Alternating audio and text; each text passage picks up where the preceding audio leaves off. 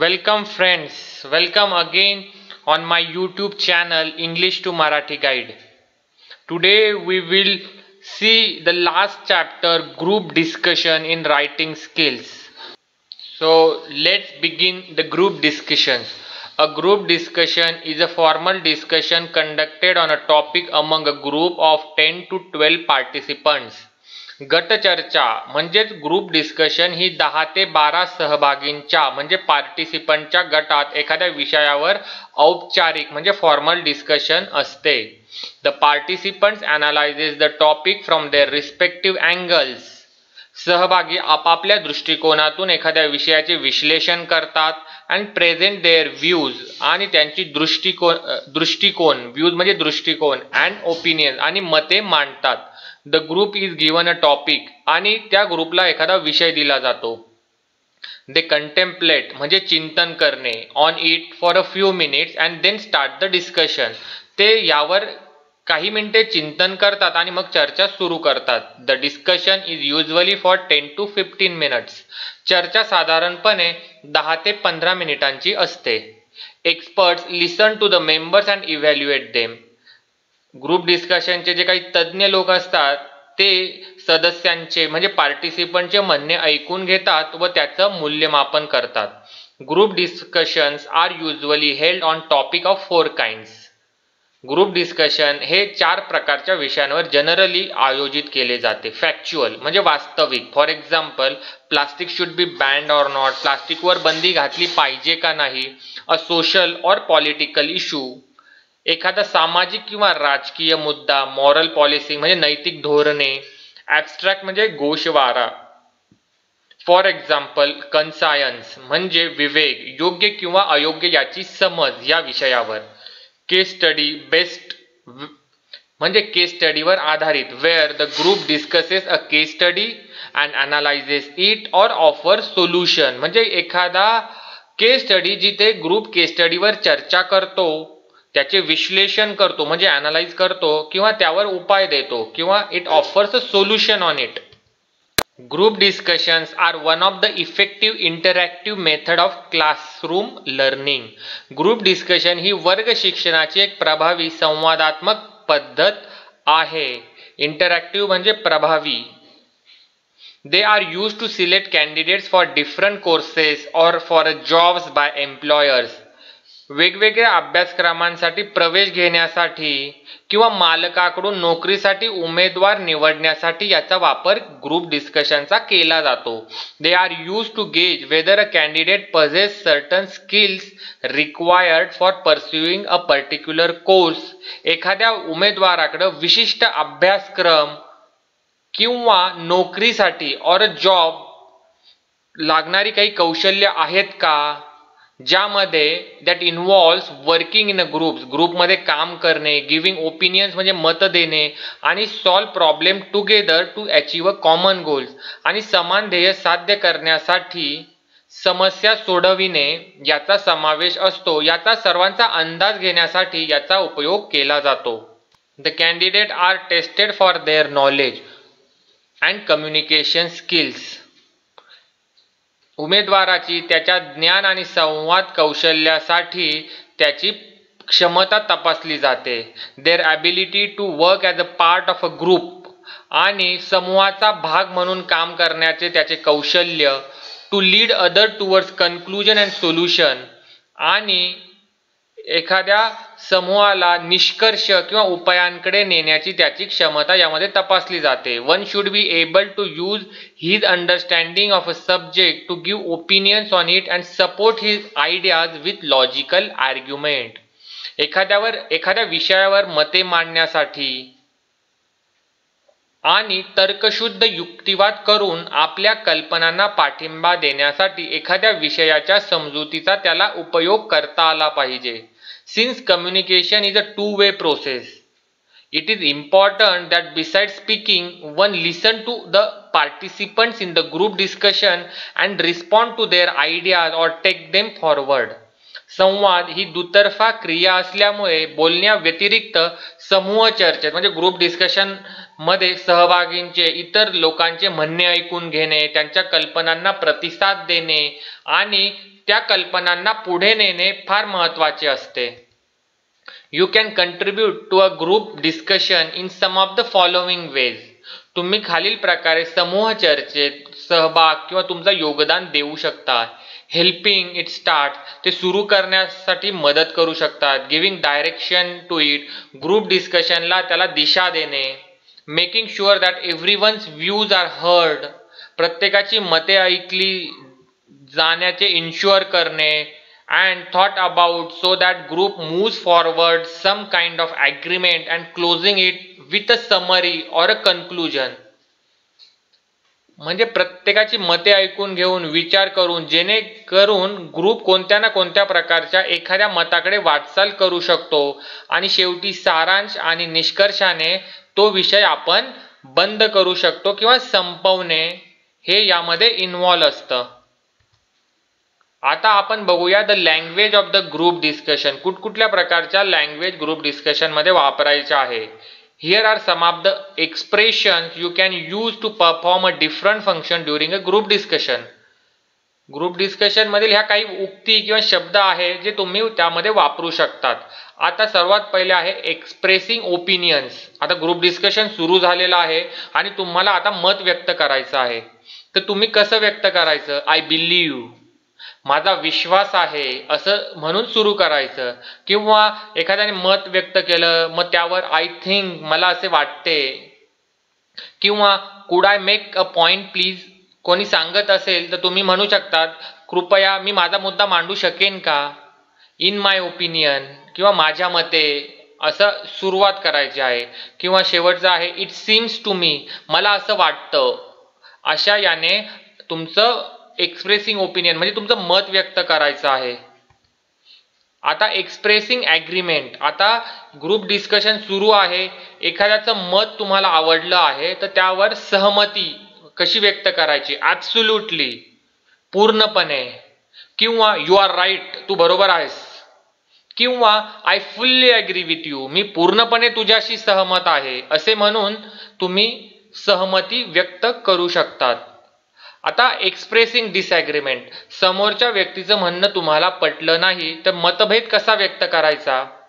I am afraid I don't agree with you, मला भीती वाटते, मी तुझ्याशी सहमत नाही. I am sorry but I see it a little differently, मला खेद वाटतो पण मी हे थोडेसे वेगळ्या प्रकारे बघतो, ह्या विषयाकडे मी वेगळ्या प्रकारे बघतो. I can see your point but, मी तुझा मुद्दा समजतोय पण.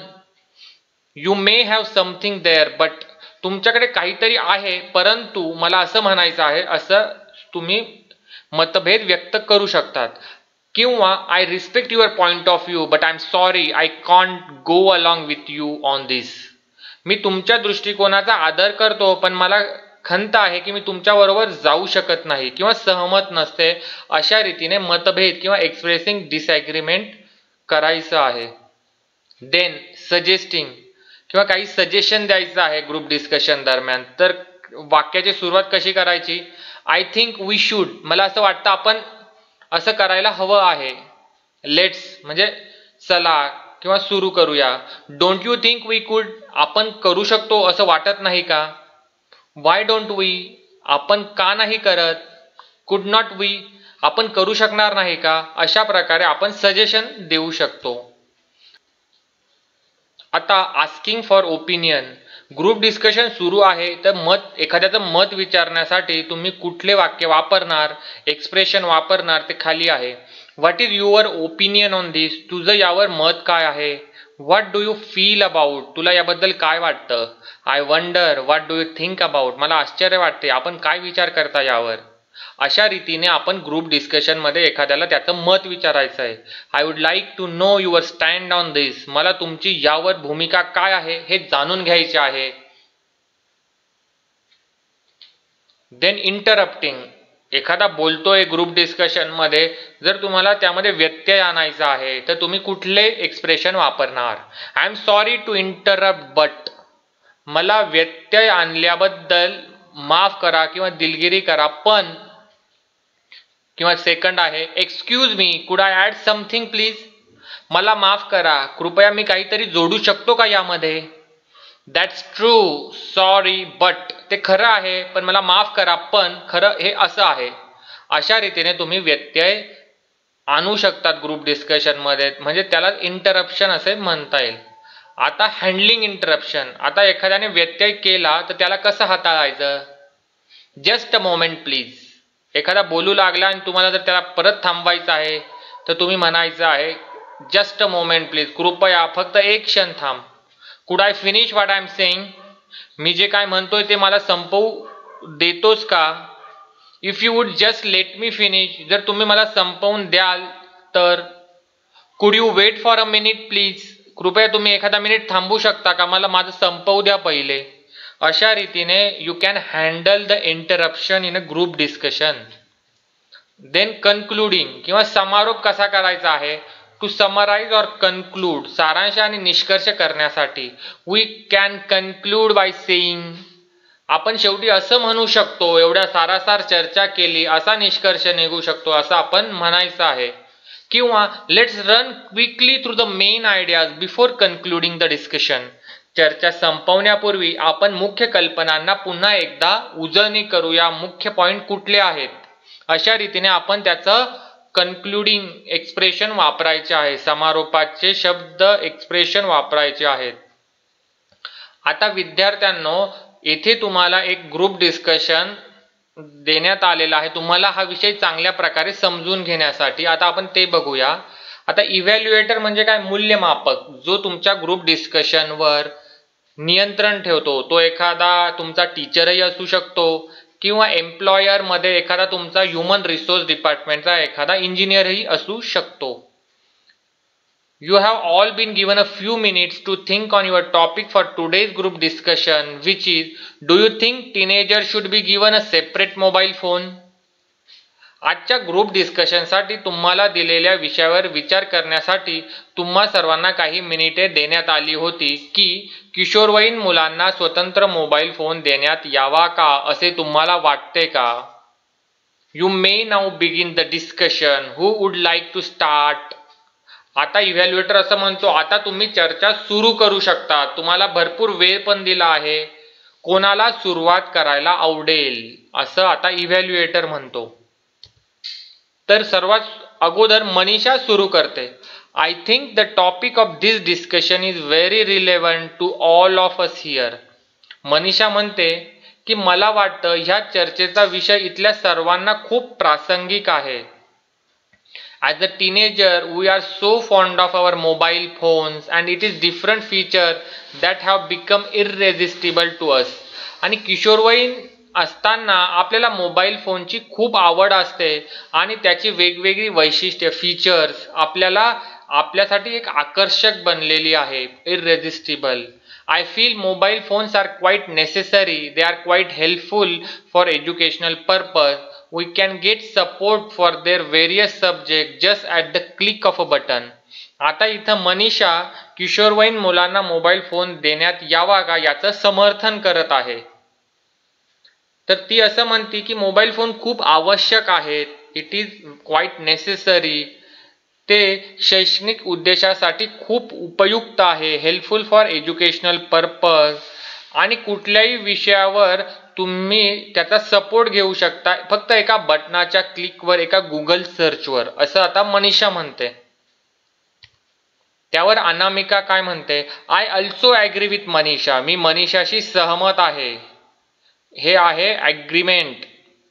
Because nowadays people use smartphones and they can get access to any information they want, like a travel information, recipes, courses, colleges, etc. आजकाल लोक स्मार्टफोन वापरतात आणि त्यांना त्यातून प्रवासाची माहिती, ट्रॅव्हल इन्फॉर्मेशन, रेसिपी म्हणजे पाककृती, कोर्सेस, अभ्यासक्रम, कॉलेजेस म्हणजे कुठकुठली महाविद्यालय आहे याची सर्वांची घरबसल्या माहिती मिळू शकते. जॉन. आता जॉन म्हणतो yes I would like to add to it. हो मला त्यामध्ये भर घालायला आवडेल. I don't think student use the mobile phone only for seeking useful information. आता जॉनला वाटतं की विद्यार्थी केवळ उपयुक्त माहिती मिळवण्यासाठीच मोबाईल फोनचा वापर करतं असे मला वाटत नाही. They use it for entertainment too, आणि मनोरंजनासाठीही ते त्याचा उपयोग करतात असं जॉन म्हणतो. They listen to the songs, watching movies etcetera. ते गाणी ऐकतात, चित्रपट बघतात. I am afraid they see unsuitable things too, आणि मला भीती वाटते की ते मोबाईलवर अयोग्य गोष्टीही बघतात. Moreover they spend long hours on phone, आणि शिवाय ते बराच वेळ फोनवर घालवतात असं जॉन म्हणतो. अनामिका: यस दीपक. ऍक्च्युली या डिस्कशन मध्ये दीपक नाही आहे, पण ग्रुप डिस्कशन मध्ये आहे, तर आपण तसंच समजूया दीपक होता त्यामध्ये. हो दीपक, तू अगदी बरोबर आहेस. इथे दीपक ऐवजी ऍक्च्युली जॉन हे पाहिजे. तर अनामिका म्हणते तू अगदी बरोबर आहे, you are absolutely right, but I think parents have made them aware of the abuses of the mobiles and they are mature enough to understand how to use the mobile phone productively. Anamika म्हणते दीपक किंवा John तू अगदी बरोबर आहेस, पण मला वाटतं पालकांनी त्यांना मोबाईलच्या दुरुपयोगाची जाणीव करून दिलेली आहे. अब्युजेस म्हणजे दुरुपयोग, आणि मोबाईल फोनचा उत्पादकतेने प्रोडक्टिव्हिटीने कसा वापर करायचा हे समजून घेण्याइतके आजकालचे किशोरवयीन मुले परिपक्व आहेत, मॅच्युअर आहेत अशी अनामिका म्हणते. आता अनन्या त्यावर काय म्हणते, yes all this is true, but don't you all agree that they do see unwanted things and waste their time in the things not suitable for their age group. आता अनन्या काय म्हणते, हो हे सगळं खरं आहे, पण ते मोबाईलवर नको असलेल्या गोष्टी पाहतात आणि त्यांच्या वयासाठी योग्य नसलेल्या गोष्टींमध्ये ते आपला भरपूर वेळ वाया घालवतात. हे तुम्हाला सर्वांना पटत नाहीये का? He is asking others opinion. John काय म्हणतो त्यावर, I agree with what Manjula says, किंवा इथे अनन्या सेज. अनन्या काय म्हणते याच्याशी मी सहमत आहे. It is a shear wastage of time, money and energy. हा वेळ, पैसा आणि ऊर्जेचा हा प्रचंड अपव्यय आहे असं जॉन आता म्हणतो आहे. त्यावर अनामिका म्हणते, I feel that most of the student have forgotten the basic use of the mobile phones. मला असं वाटतं की बहुतेक विद्यार्थ्यांना मोबाईल फोनच्या मूलभूत वापराचा विसर पडलेला आहे. They have to travel a long distance for tuition and other purposes, आणि विद्यार्थ्यांना ट्युशन आणि इतर कामांसाठी लांबचा प्रवास आता सध्या करावा लागतो आहे. The parents can keep a track of their children, that is the main reason why parents have given them the mobiles. आता अनामिका काय म्हणते की आई वडील आपल्या मुलांचा मागोवा घेण्यासाठी त्यांना मोबाईल देतात असं तिला म्हणायचं आहे, कारण ते लॉंग डिस्टन्स ट्रॅव्हल करतात त्यांच्या सेफ्टीसाठी. नवीन पॉइंट तिने ऍड केला आहे. John, yes but student have become lazy. John, हो पण विद्यार्थी आता त्यामुळे आळशी झाले आहे. दे लॅक कॉन्सन्ट्रेशन. मोबाईल फोनमुळे त्यांच्यामध्ये एकाग्रतेचा अभाव आहे. दे डोंट रीड बुक्स, आणि ते पुस्तक वाचत नाही. The phone keeps ringing and disturb them now and then, आणि त्यांचा फोन सतत वाजत राहतो आणि त्यामुळे त्यांना नेहमी किंवा अधूनमधून व्यत्यय येतो. त्यांना पण येतो आणि दुसऱ्यांना पण त्यामुळे व्यत्यय होतो. आता मनीषा काय म्हणते, parents institution block some site so that student are not able to view unwanted material. The risk is there but with advantages there are disadvantages to.